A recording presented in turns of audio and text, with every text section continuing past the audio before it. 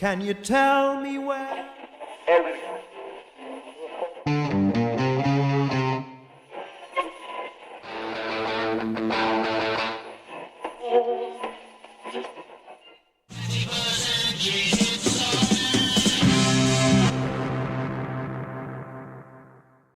Olá pessoal, eu sou Kelvin Araújo, estamos aqui em mais um vídeo do nosso canal. Antes de qualquer coisa, antes de eu falar aqui sobre o que vai ser esse vídeo e sobre qualquer coisa, peço para que mais uma vez vocês se inscrevam no nosso canal, ativem o sininho para as notificações, deixem o like no vídeo, antes mesmo de apertar o play, já deixem o like, que assim vocês facilitam o meu trabalho e façam com que esse vídeo chegue para mais pessoas e chegue também para todos os inscritos aqui no nosso canal como um todo. Depois desse preâmbulo que eu sempre faço, né, pedindo para que vocês deixem o like, compartilhem, se inscrevam no canal caso vocês não sejam inscritos, eu vou falar do que se trata esse vídeo. Esse vídeo na verdade não estava programado, não estava planejado, para ser bem honesto. Nos últimos dias eu estava com um vazio, digamos assim, de ideias sobre o que eu falaria no canal e algo do tipo, visto que a gente não vai poder fazer os prog análises por enquanto. E eu decidi inaugurar uma série aqui no canal do YouTube. Essa série foi baseada basicamente em um período que eu tive no Instagram da Progland, lá quando a gente começou em 2021, que eu tinha um quadro chamado Prog Dicas, que era um quadro em que eu recomendava discos obscuros do rock progressivo, de bandas que por algum motivo ou outro acabaram não vingando entre os nomes principais da cena. E eu decidi reativar essa ideia aqui para o canal do YouTube, fazendo vídeos mais longos e específicos sobre não só alguns dos discos que eu citei naqueles vídeos do IGTV. Se vocês não viram, vão lá no nosso Instagram e vejam, o link vai estar aqui na nossa descrição. E também discos novos de outras bandas obscuras do rock progressivo, e também contando um pouco sobre a história, muitas das vezes desses artistas, mas principalmente dos discos. E esse quadro vai ganhar o nome de Lado Z. E esse ano, excepcionalmente, eu vou dar prioridade a lançamentos que estejam completando aniversários redondos, particularmente 50 anos do ano de 1973, considerado um dos anos chaves do rock progressivo, se não o ano principal do gênero, que teve muitos lançamentos clássicos, alguns que acabaram não entrando tanto para a história por serem de bandas mais obscuras. Em particular, uma banda que eu sou muito fã, eu estou falando do Nectar. O disco que eu vou falar aqui hoje é o maior clássico da discografia deles, né? O único disco um pouco mais, digamos assim, de maior repercussão.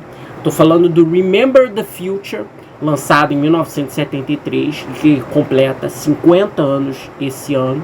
Vou falar um pouco sobre a história desse disco e tudo mais, mas antes de eu falar sobre a história do álbum em si e de todo o impacto que esse disco teve, eu vou falar um pouco sobre a história do Nectar. Nectar foi formado em 1969 em Hamburgo, na Alemanha.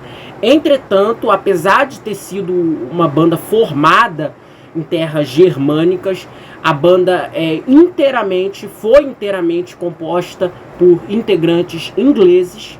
Então, durante muitos anos existiu-se um debate se eles eram ingleses ou se eram alemães, mas não, a banda é formada inteiramente por músicos ingleses. Inicialmente a banda era formada por um sexteto: Roy Albrington na guitarra e nos vocais, Alan Freeman nos teclados, Ron Holden na bateria, Derek Moore no baixo e também nos teclados, e Mick Broughton e Keith Walters nas letras e nos efeitos sonoros. O Keith Walters vazou já no primeiro ano de formação. A banda foi formada em 1969 e já em 1970 ele acabou saindo da banda.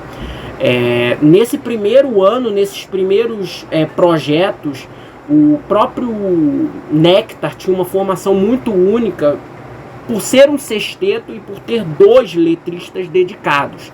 Vale lembrar que naquela época já existiam bandas de rock progressivo, de rock no geral, que tinham letristas exclusivos para trabalhar nas composições da banda. O próprio Procol Harum com Keith Reed, inclusive o próprio King Crimson nos primeiros 4 discos, né, com Peter Sinfield, depois com o Richard Palmer James na fase do John Wetton, por aí vai, mas não com 2 letristas dedicados, o que formava com que o Nectar tivesse um apreço muito especial pelo quesito de letras, como a gente vai falar e vai se aprofundar aqui na história do próprio Remember the Future e principalmente no disco que ele é relacionado, que eu vou falar já já.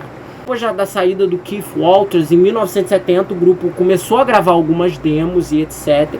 E acabaram sendo descobertos por Dieter Dierks, que era produtor da Alemanha e que trabalharia com outras bandas muito famosas daquela cena alemã de rock progressivo, de krautrock principalmente, e também de bandas de rock no geral.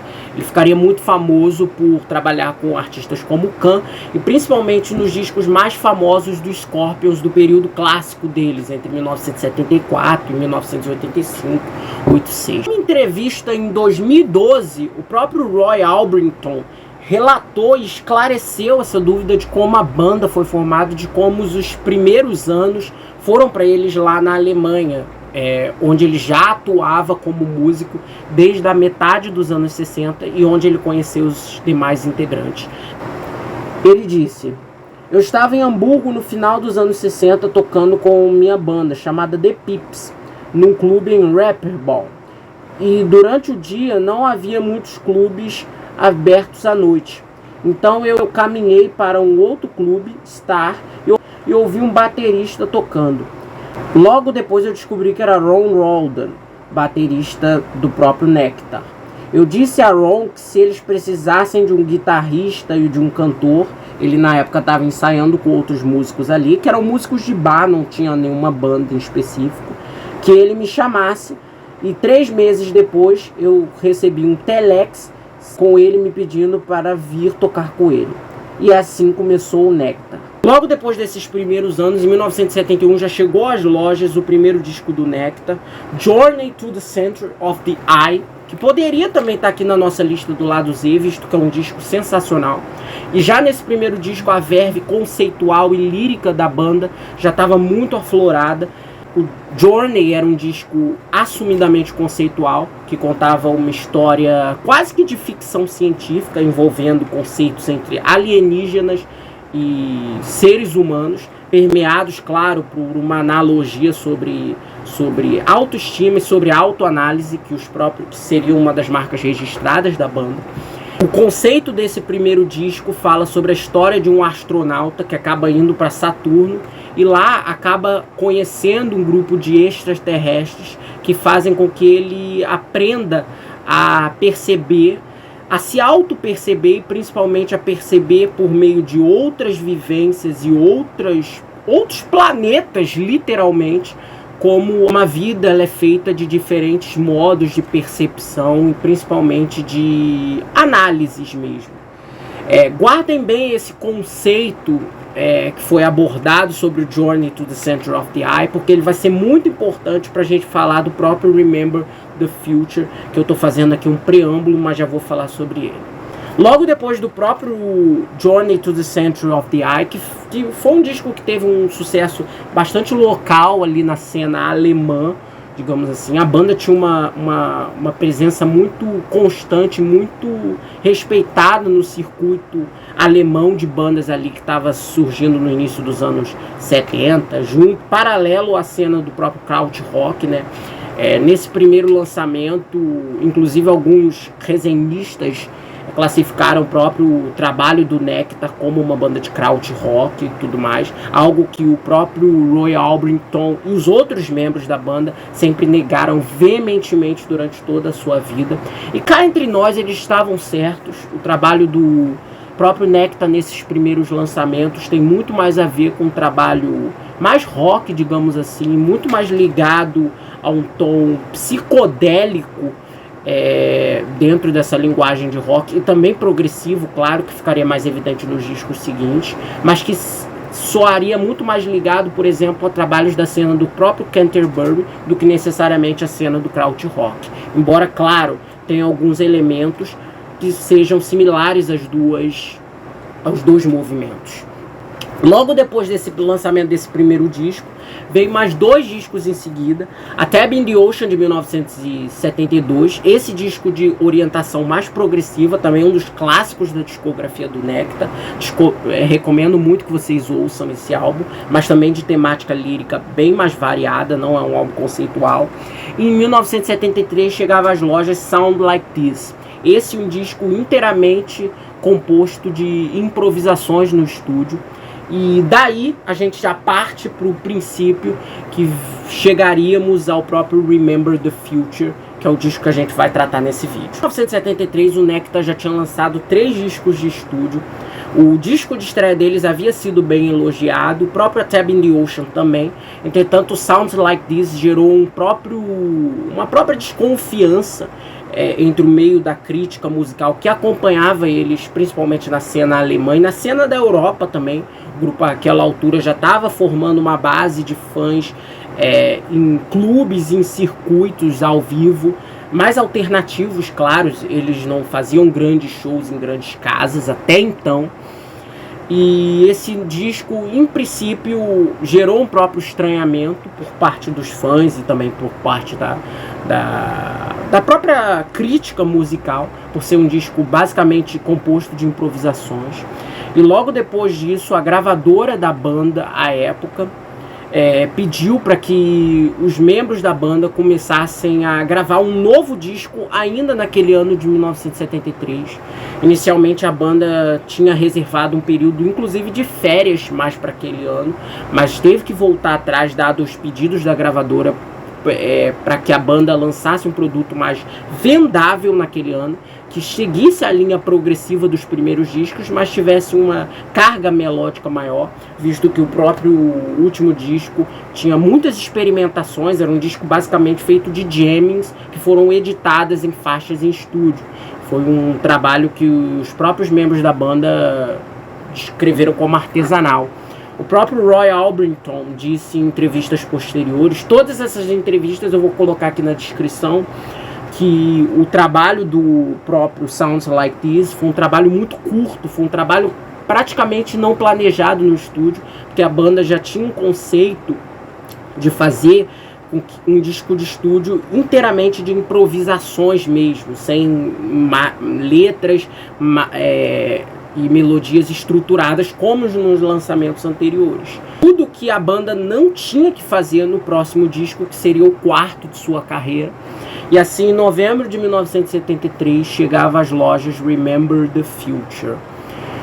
O disco, assim como o próprio Journey to the Center of the Eye, também é um disco conceitual e que voltou à narrativa de autodescobertas sobre a perspectiva de linguagens dentro de ficção científica e sobre, principalmente, dentro da linguagem de letras sobre mundos extraterrestres. Em outra entrevista, o Roy Orbison, ele mesmo falou que o próprio Remember the Future, desde o início, desde quando o disco foi concebido até a sua finalização, o disco ele originalmente foi planejado para ser um disco de uma única música de 35 minutos, mas acabou sendo dividido para os dois lados do vinil, porque os vinis não cabiam uma música de 35 minutos. Tal formato clássico do rock progressivo, né, gente? Eu não vou ficar aqui fazendo beabá, nem ficar explicando isso. Ticas a Brick, a Passion Play, o Maddown, Tubular Bells. Nessa entrevista, ele mesmo falou que o Remember the Future, inclusive, foi o primeiro disco onde a banda sentou estrategicamente para fazer um álbum conceitual e bem estruturado, tanto musicalmente, liricamente, como desde o início mesmo, em todas as faixas, todos os segmentos. O disco possui, na verdade, uma única faixa, mas a única faixa ela é dividida em 10 segmentos que contam a história do disco. E ele mesmo falou, abre aspas, A maioria do material que estava nos primeiros álbuns foram tirados de horas de jammings e ensaios. Foi só no Remember the Future que nós fizemos uma tentativa consciente de colocar um disco em que nós tínhamos um propósito desde o início. Com esse propósito já feito, já bem dirigido e muito bem especificado pela banda, o próprio Remember the Future, inclusive, foi um disco que demorou para ser gravado durante todo o mês de agosto de 1973. Os discos anteriores, o Sounds Like This foi gravado em 3 dias. Por aí a gente percebe o quanto a banda tentou fazer um trabalho muito mais focado, digamos assim, em estruturas convencionais do rock progressivo, em estruturas mais baseadas neste disco e do que em lançamentos anteriores. O álbum possui um dos conceitos mais interessantes e mais bonitos, digamos assim, da própria cena progressiva daquela época. A história fala sobre um menino cego que tem encontro com uma criatura, digamos assim, extraterrena, chamada Bluebird. Essa criatura, ela justamente sempre foi julgada e sempre foi mal vista durante toda a sua galáxia em que ela vivia, ou de onde vivia, por todas as outras pessoas, e que encontra nesse menino cego, que não o vê, que não tem a sua aparência vista, que sempre foi um objeto de mau julgamento perante as outras pessoas. A aparência, principalmente do Bluebird, era algo que fazia com que as pessoas não crescem nele, principalmente não acreditassem nele. E o próprio menino essa criatura acaba se aproximando desse menino cego, que coincidentemente ou não, também sempre foi defenestrado socialmente durante toda a sua vida pela sua condição de cegueira, né? Por ser um menino PCD, de portador de necessidades especiais.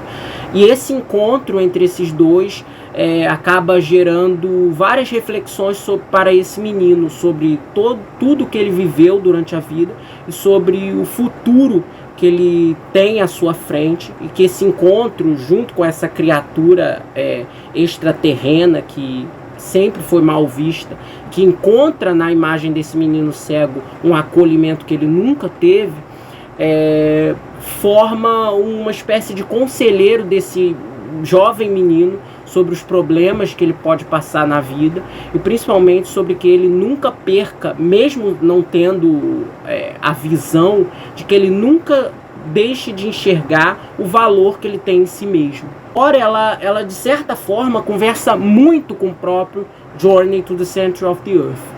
Em uma entrevista em 2008, em áudio, o próprio Roy Orbison, ele também fala que a banda, quando recebeu, né, o ultimato assim, do próprio empresário, entre aspas, eles não tinham propriamente um empresário, mas tinham um representante da banda que ia às vezes conversar com a gravadora quando eles não estavam disponíveis ou estavam em turnês, etc.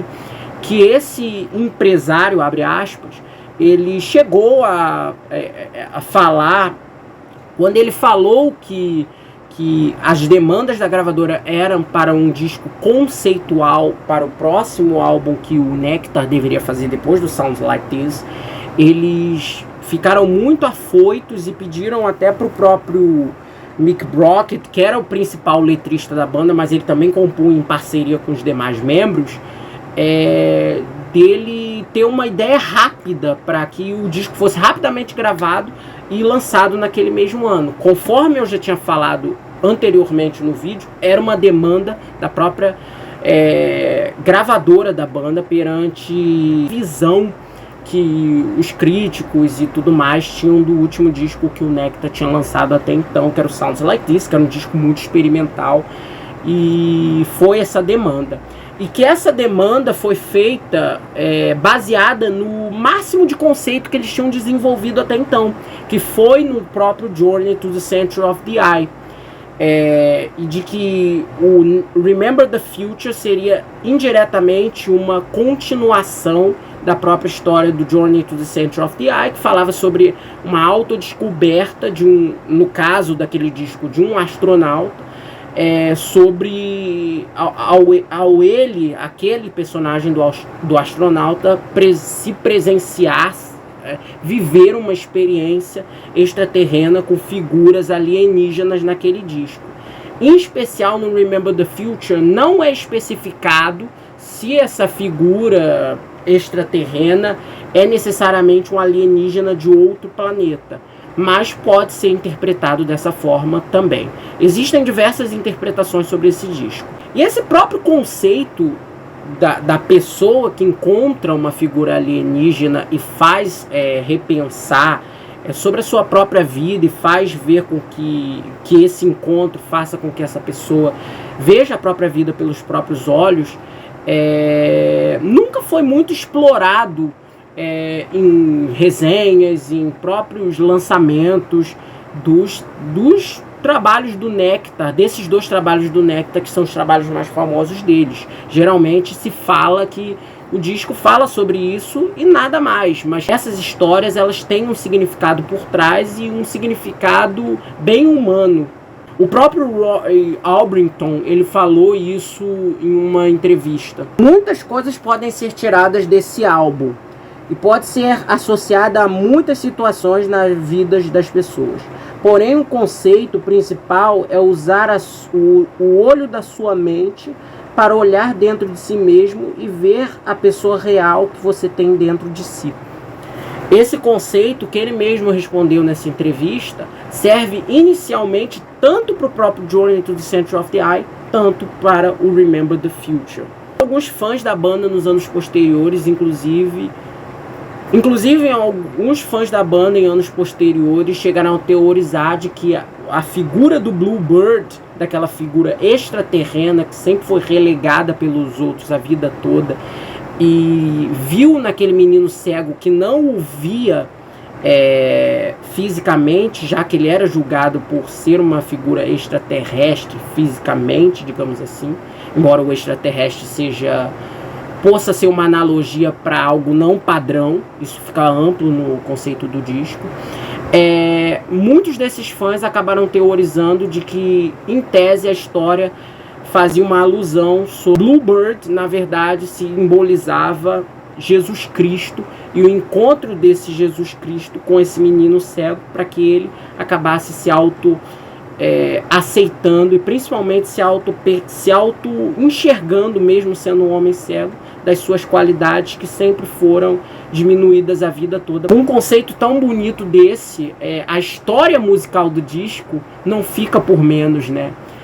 O disco ele é dividido em 2 lados do vinil, mas tanto o lado 1 quanto o lado 2 são compostos de performances musicais incríveis, maravilhosas, solos de guitarra muito bons. Eu destaco principalmente o próprio Roy Orbison. Para mim ele era o Nectar, né? Ele acabou falecendo em 2016, mas ele era a grande figura do grupo, a voz muito imponente dele, fora o trabalho de guitarra dele, que eu acho absolutamente sensacional, junto aos próprios trabalhos incríveis dos demais membros, do próprio Ron Holden fazendo uma bateria muito sincopada, mas ao mesmo tempo uma bateria muito fluida. Não é aquele baterista que faz as partes complexas, mas que deixa aquele nó no ouvido, né, quando você ouve. O próprio trabalho do Alan Freeman, também falecido, que fez um trabalho sensacional nos teclados desse disco. Eu acho maravilhoso como os teclados me lembram muito os trabalhos do Pink Floyd, sabe? As partes de teclado muito bonitas, muito técnicas, muito completas, com muitos overdubs, mas sem muitas firulas, sem muitas partes técnicas difíceis, né? Fazendo com que a história seja contada de uma maneira muito singela, com os teclados representando isso, né, essa camada sonora de uma maneira muito natural. Algo que eu acho dificílimo de reproduzir, né? Porque para você fazer uma música progressiva acaba engendrando em um lado muito técnico, né? Nessa época era muito comum isso. E o próprio trabalho do Derek Moore no baixo também é muito bom. E em alguns momentos puxando mais pro lado de baladas, outro puxando mais para momentos funk, outros para momentos quase que hard rock, digamos assim. Temos em Remember the Future um dos lançamentos obscuros mais interessantes da história do rock progressivo do ano de 1973. Não à toa que o disco alcançou o top 20 da parada norte-americana, fazendo com que a banda criasse um culto de fãs lá, que continuaria nos anos seguintes. Claro, o Nectar não chegou a ser uma banda hiper famosa na América, nem chegou a ter um sucesso mediano por lá, mas fez com que o Remember the Future, com tantos lançamentos importantes do rock progressivo naquele ano de 1973, na Glass House, Brain Salad Surgery, Lactones in Aspic, Dark Side of the Moon, e outros discos famosos, abocanhasse o top 20 lá na terra do Tio Sam. Um feito nada ruim para uma banda que até poucos meses antes estava no fio da navalha, estava na corda bamba perante a sua gravadora. E com esse disco, com essa história, contando um pouco da história do Remember the Future, eu encerro o primeiro vídeo aqui desse lado Z. Eu espero que vocês tenham gostado.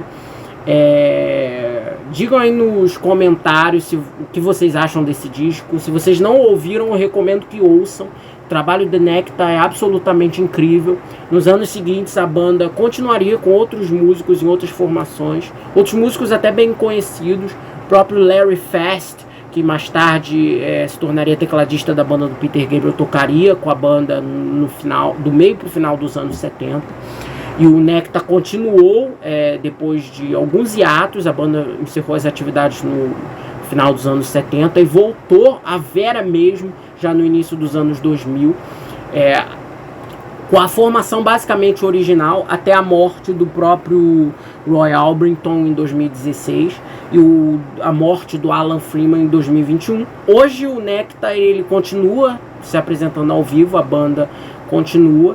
Hoje o Nectar ainda continua se apresentando ao vivo com o Ron Roden e o Derek Moore e o próprio Mick Brockett como integrantes junto com outros músicos. E também existem duas formações alternativas. Uma formação de tributo ao próprio Nectar, que é ativo só na Alemanha, e existe a formação oficial da banda, que é com esses 3 membros restantes, e com outros membros contratados depois da morte do Roy e do Alan. Eu espero que vocês tenham gostado do vídeo. Digam aí o que vocês acham de Remember the Future. Se vocês não ouviram, recomendo mais uma vez que ouçam. Esse disco é absolutamente fantástico, uma história muito humana, com uma narrativa nada usual, né? É feita como uma analogia de autoaceitação, principalmente de respeito às diferenças de nós para com nós mesmos e de nós para outras pessoas, algo que anda muito ausente hoje em dia, né? E digam aí o que vocês acharam. Até o próximo vídeo. Tchau, tchau.